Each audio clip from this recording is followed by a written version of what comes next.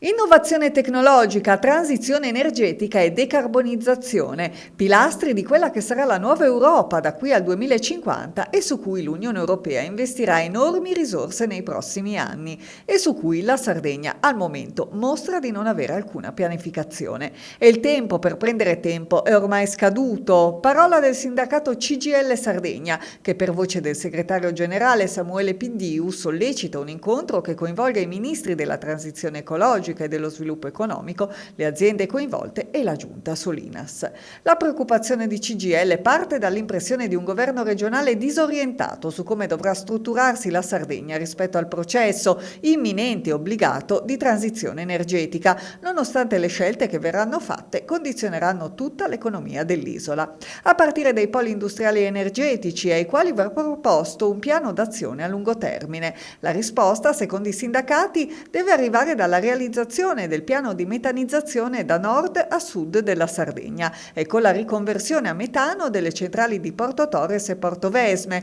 che possono allo stesso tempo diventare siti innovativi per le energie rinnovabili. Progetti che possono portare a uno sviluppo stabile sia per gli attuali poli energetici e industriali che per tutte le aziende produttive locali. Ciò che chiede CGIL Sardegna è che la regione faccia sentire la sua voce e la smetta di navigare a vista senza dialogare con nessuno. La scommessa dell'Europa sulla transizione energetica, per la quale tra Recovery e Just Transition Fund sono state messe a correre ingenti risorse, sono opportunità che il presidente Solinas e la sua giunta devono cogliere per governare i processi anziché esserne travolti.